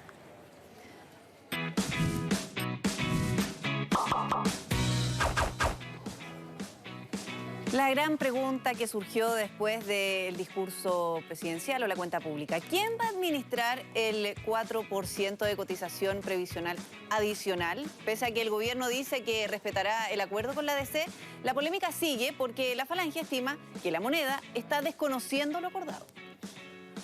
Bueno, sube esta medida las pensiones. Roberto Sá nos va a explicar con peras y manzanas de qué estamos hablando. ¿Cuántos pares son 3 moscas, básicamente? Porque está súper difícil. Así es, José Luis, Priscila, respondiendo la pregunta que se plantea de inmediato, ¿y qué es lo paradojal de todo?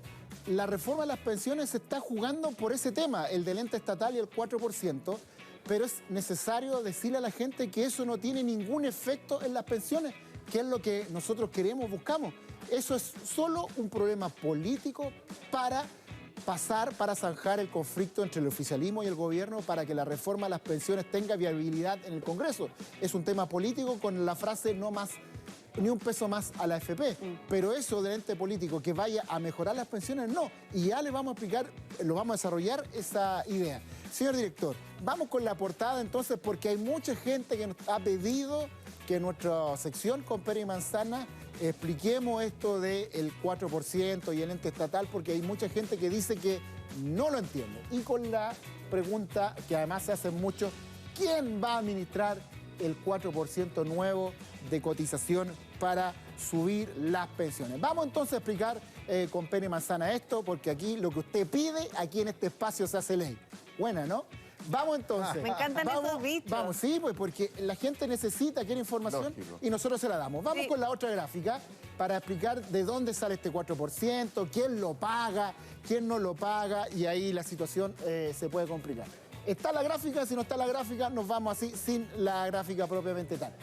La cotización, nosotros hasta ahora, ahí está, ahí apareció. Esto es lo que hay hasta ahora. Nosotros ahorramos un 10% de nuestro sueldo bruto para el ahorro previsional. O sea, si una persona gana 1 millón de pesos brutos, mes a mes 100.000 pesos destina para el ahorro, para su vejez, para su pensión. Eso ya lo hemos dicho también, es muy poco, hay que subirlo. Este número en el mundo, en los países desarrollados, está entre 18 y 20%. Se debió haber movido, se debió haber subido hace mucho tiempo. Ya. El proyecto del presidente Piñera toma eso y lo sube a un 14%, se agrega un 4% nuevo. Este es el 4% de la discordia.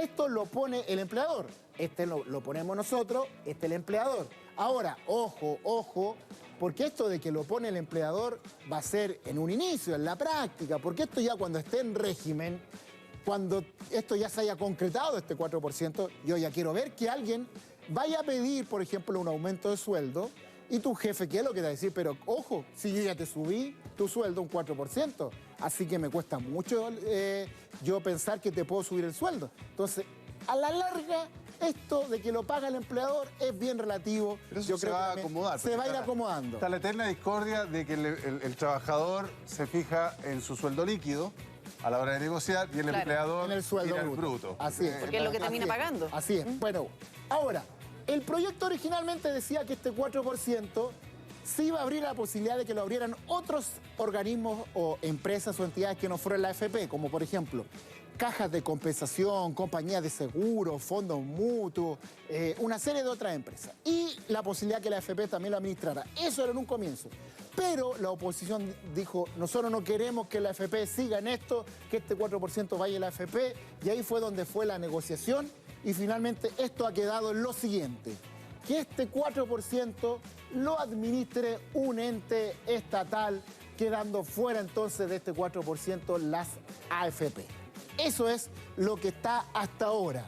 Pero vamos, señor director, a la otra gráfica para explicar por qué hay polémica, por qué hay choque entre el gobierno y la oposición y principalmente en la democracia cristiana, que es la que impulsó este acuerdo político para salvar. Ustedes se acuerdan que si no había este acuerdo, esto no prosperaba. Claro. Y no se aprobaba la idea de legislar, ¿no es cierto?, en el Congreso para que esto siguiera. Sí, por eso se sentían engañados después de escuchar al presidente. Por cierto, porque bueno, ese es un tema muy importante lo que dice Priscila.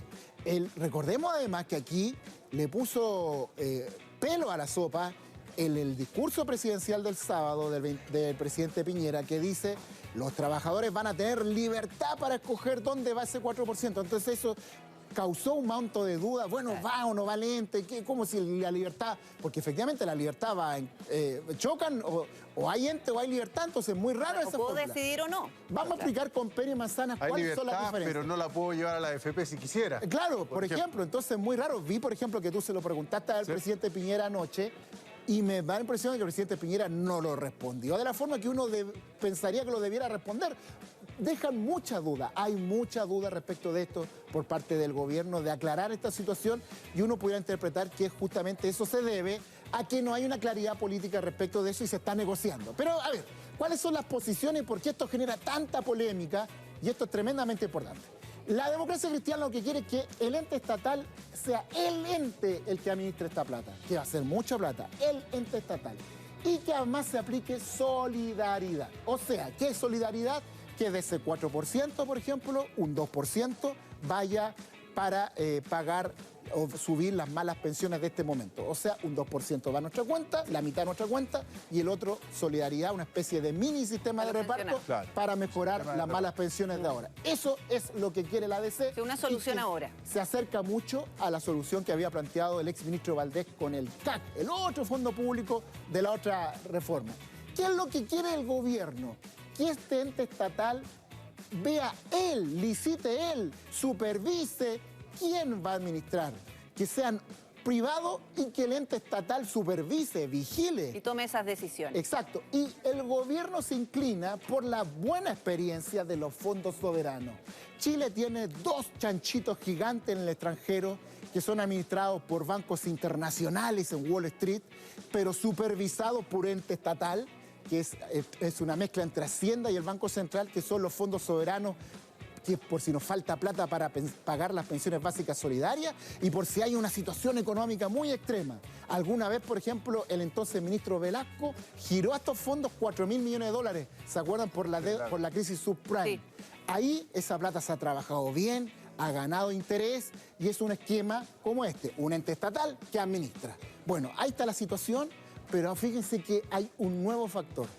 Estaba la democracia cristiana en su momento, que exigía esto, pero ahora ha entrado Mario Desbordes, el presidente de ERN, que ha dicho a nosotros esto no nos gusta, nosotros queremos que la gente tenga libertad, no nos complica el ente estatal, pero la gente que elija, o el ente estatal, o su AFP, u otra. ¿Quiere sacar a la Ellos AFP? dicen, si esto sigue así como se está planteando, los votos de ERN podrían no estar. Habló hoy día el presidente de ERN en La Moneda, al término del comité político, declaraciones duras, la pasamos a escuchar. Yo lo que pido es que haya posibilidad de elegir. Eso es lo que ofrecimos en campaña, eso es lo que dijimos durante la campaña y mantengo mis dichos. El Ejecutivo nos dice, avanzada la tarde, que probablemente este ente público va a producir estas alternativas de elección. Es lo que vamos a conocer ahora. Yo lo que pido es que haya alternativa de elegir. A mí me hace un poco de ruido que caigamos nosotros como sector en esta demonización de la AFP. No lo comparto. Ahí está entonces lo que plantea el presidente de RN. O sea, aquí la polémica que estaba gobierno DC, se ha agregado un nuevo componente que es RN. Vamos con la última gráfica y con esto estamos terminando, porque tiene que ver esta gráfica con lo que yo les decía, que el fondo este estatal no necesariamente va a mejorar las pensiones, porque esto yo lo que saqué es de la Comisión Bravo. ¿Por qué son malas las pensiones en Chile? Y aquí están estos elementos. Bajo sueldo, muchos trabajadores con lagunas previsionales, que es el tiempo en que no cotizan por cesantía, por una serie de factores. Baja densidad de cotizaciones, poquitos años cotizando, muchos trabajadores muy poco. Alta informalidad, gente que está en negro, que no cotiza.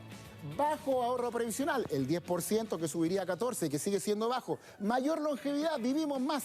Bajo aporte estatal, el aporte del Estado a las pensiones de los chilenos es muy poco todavía, es 0,8% del PIB. Y aquí, ¿dónde está el fondo o el ente estatal? En ninguna parte. Entonces, lo raro de todo esto... ¿Dónde está la AFP? ¿Y dónde está la AFP, además? Tampoco están. No están, pues. Entonces, esa es la discusión y lo que llama la atención es que estemos jugando el tema político más fuerte en un elemento que no va a mover la aguja. No va a mover la aguja el ente estatal, no va a subir las pensiones. Claro. Es un elemento más dentro de un sinnúmero y ahí están los temas a los cuales tenemos que meterle el diente urgente. Con Peri Manzanas. Muchas gracias, Roberto. Muy claro, don Roberto Millán. Gracias. Bien, nosotros vamos a hacer una pausa. Aquí en Ahora Noticias, al regreso tenemos que contarle el acontecer internacional. Así es, no se vaya. No se vaya.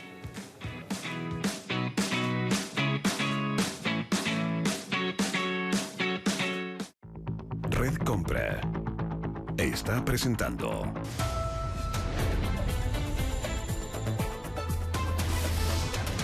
Ahora Noticias.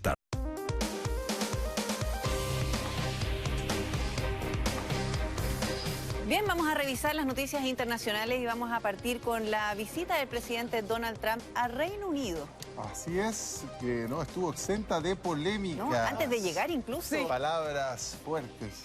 Muy fuertes. ¿Qué tal? ¿Cómo estás, Mariana? Hola, Mariana. Bien, hola, muy buenas tardes. Claro, desde antes que tocara tierra, ahí en Londres ya era bastante la polémica en esta visita que va a durar 3 días, una visita de Estado que está realizando ya el presidente Donald Trump, el presidente norteamericano en el Reino Unido, un viaje que estaba programado mucho antes que la primera ministra Theresa May anunciara su renuncia, la cual se hará efectiva este viernes.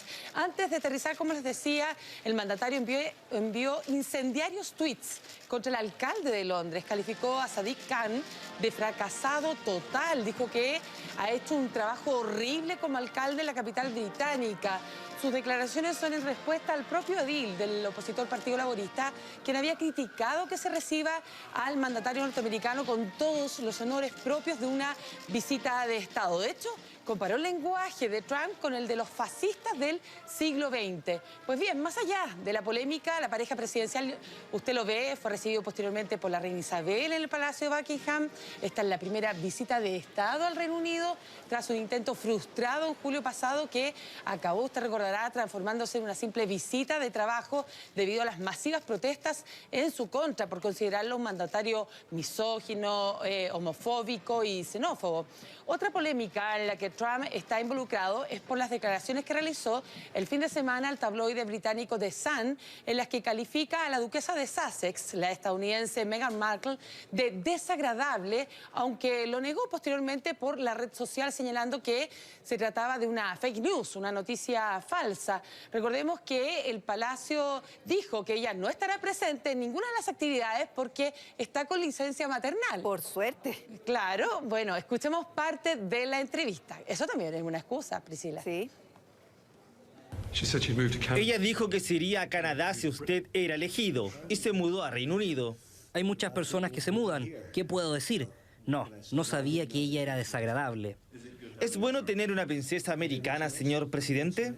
Lo veo bien y estoy seguro que ella lo hará excelente. Ella será muy buena y espero que lo sea. Bueno, recordemos que Meghan Markle, cuando estaba él en campaña, también hizo declaraciones incendiarias contra Donald Trump. Claro, que dijo que si salía Donald Trump electo, ella se iba a ir a vivir a Canadá. Exacto, que era parte de lo que estábamos revisando recién en esta entrevista. Sí, por ejemplo. Pero eso fue el Reino Unido, como dicen. Bueno, y lo que ha captado también la atención, les vamos a mostrar, ha sido también Melania Trump, porque de inmediato, como son los británicos, dijeron que a través de su vestimenta parecía rendirle un homenaje al estilo de la princesa Diana. Ya vemos por lo menos, ¿verdad?, los colores. Melania eligió un traje con las combinaciones que siempre fueron los colores favoritos de Lady Di, el blanco y el azul marino.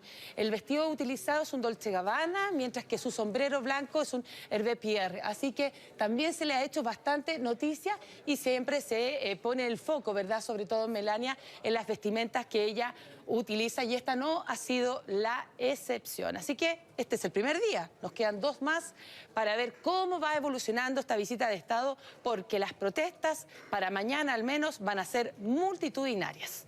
Y seguimos en ese país, porque justo en el día en que hay una mayor atención en el Reino Unido por la visita del presidente Trump, la verdad que el exalcalde de Londres, lo vemos ahí, el rubio, y ex canciller del Partido Conservador, Boris Johnson, ojo, a él lo llaman el Trump, ¿verdad?, por esa melena rubia, como el Trump británico. Bueno, y Donald Trump dijo que él sería una buena alternativa para reemplazar a Theresa May. Exacto, porque él también, Trump, promueve el Brexit duro, ¿verdad?, sin acuerdo. Bueno, Bueno, Boris Johnson lanzó su campaña con el deseo de convertirse en el nuevo primer ministro con este video promocional. Dijo que es el momento de ejecutar este Brexit y de unir al país, prometiendo que si es electo para sustituir a Theresa May, el divorcio con la Unión Europea será sí o sí el 31 de octubre. Johnson es considerado el favorito de sucederla. El político aboga por una línea dura, como les contaba, de la ejecución de este Brexit. Y atención con las siguientes imágenes, porque revelan el drama vivido por decenas de personas que vieron que este gigantesco crucero se les venía encima. Ocurrió en Venecia, cuando la embarcación de lujo avanzaba descontroladamente, a pesar que ya había llegado al muelle, así que chocó con la estructura y sobre ella habían, como usted ve, varios turistas. Como no frenaba, hacía sonar también la bocina mientras embestía contra un barco más pequeño. Los turistas huían en pánico. Escuchemos parte de esa situación.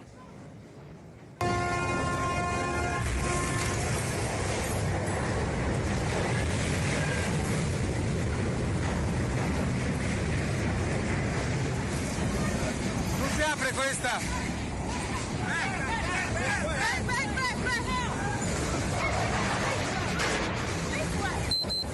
Ahí se rompió parte de la estructura, ¿verdad? Un incidente que ocurrió a las 8:30 de la mañana en el canal de Yudeca, un importante acceso que lleva a la turística plaza de San Marcos. Según la empresa propietaria de este crucero de 13 pisos, la embarcación sufrió un problema mecánico. Explicaron que los remolcadores que lo guiaban intentaron detenerlo, pero uno de los cables se cortó y no lograron evitar que chocara posteriormente con este barco fluvial. A raíz del choque, al menos 4 personas que iban en su interior resultaron heridas y fueron trasladadas a un hospital.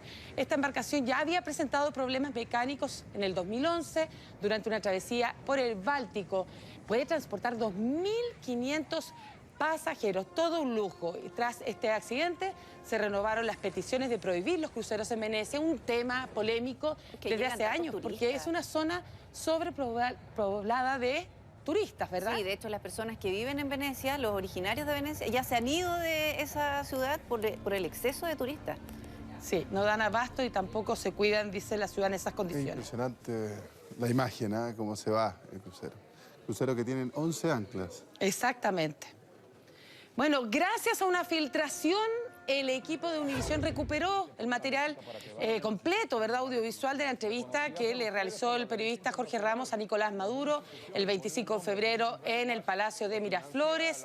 Cuando había pasado ya 17 minutos de conversación, fue detenida abruptamente por Maduro porque estaba muy molesto con las preguntas. Después de retirarse, le pidió al equipo de seguridad retener al equipo periodístico y quitarle todo el material audiovisual, incluyendo los celulares.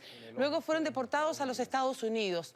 Todo lo ocurrido también fue grabado por las cámaras del régimen y ese es el material que ahora le llegó a esta estación televisiva. La cadena difundió el jueves pasado un extracto de esta entrevista, pero anoche la mostró en su totalidad sin censura. En ella se pudo apreciar que desde la primera pregunta Maduro estaba muy incómodo con las consultas del periodista. Primero le dijo cómo lo tenía que llamar, porque él no era presidente legítimo. Así sucesivamente. También le preguntó por los 400 presos políticos y lo que lo hizo levantarse literalmente de su silla fue cuando le mostró un video de niños que estaban comiendo de la basura debido a la crisis económica. Revisemos ese momento.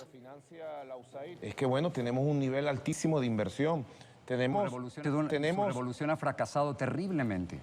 Bueno, esa es tu visión de derechas de Estados Unidos porque no vives en Venezuela y no sabes el nivel de protección y seguridad social que tiene el pueblo para vivienda, para pensiones, para empleo, para ingresos, educación pública, gratuita, de calidad al 80% de los venezolanos. Pero, a ver, un médico de familia. ¿Le puedo enseñar tenemos el video 3 médicos de familia. Déjame enseñarle el video de lo que yo vi ayer.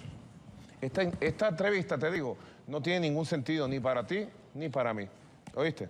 Yo creo que es mejor suspenderla. ¿Oíste? Te agradezco todo. Hasta luego. No tiene ningún sentido esta entrevista ni para ti.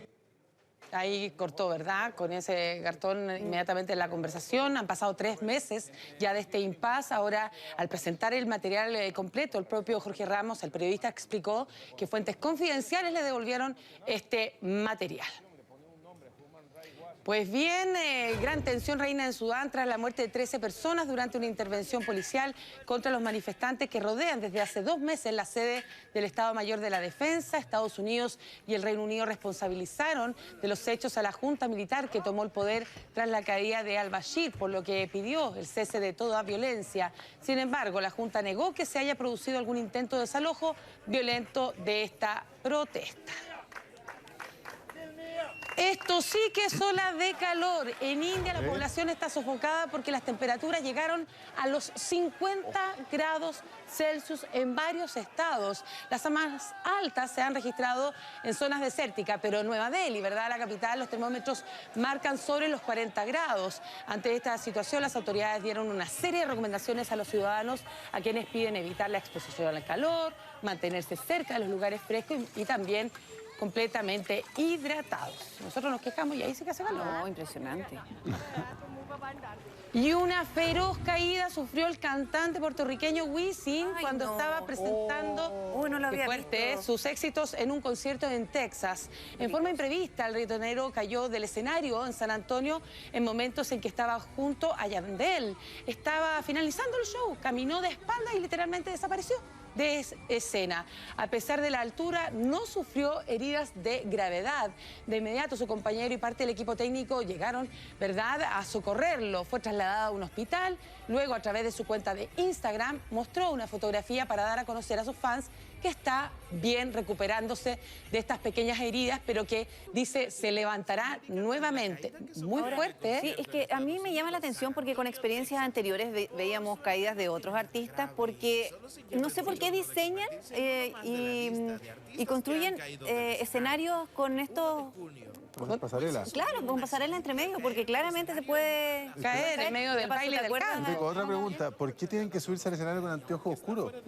Sí. Bueno, es parte del look. Ahora se ve poco, porque las luces no sé qué, con anteojos oscuros menos. Peor. Exactamente. Pierde la visión. Bueno, yo creo que a todos les gusta ver mucho la televisión. Les cuento que en Corea del Sur fue lanzado el primer televisor vertical del mundo. De esta manera, los usuarios del nuevo modelo de Samsung llamado el Zero pueden ver su contenido de la misma manera que lo hacen en su teléfono inteligente. El dispositivo de 43 pulgadas puede girar de modo horizontal a modo vertical y está diseñado para los millennials, jóvenes que han crecido con celulares en formato vertical.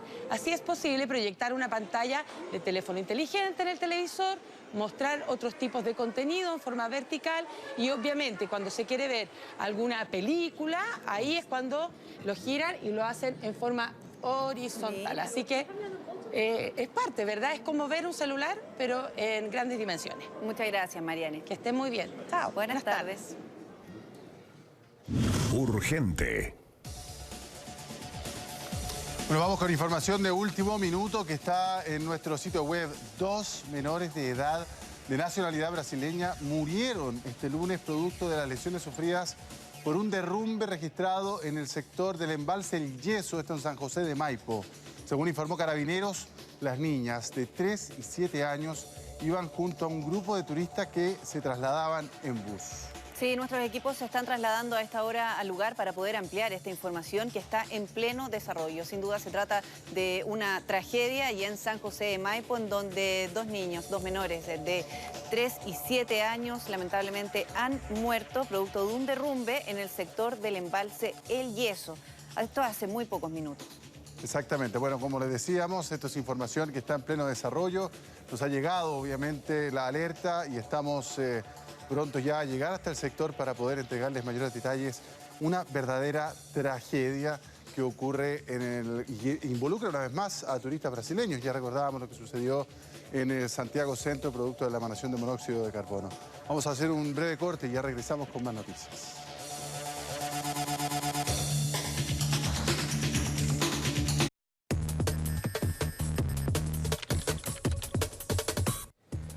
Ponga atención a este dato porque durante mayo comenzó a pagarse el bono invierno 2019. Si usted quiere saber cuál es el monto de este año, quiénes pueden acceder y cómo pueden cobrar este beneficio, toda esa información la encuentra en ahoranoticias.cl.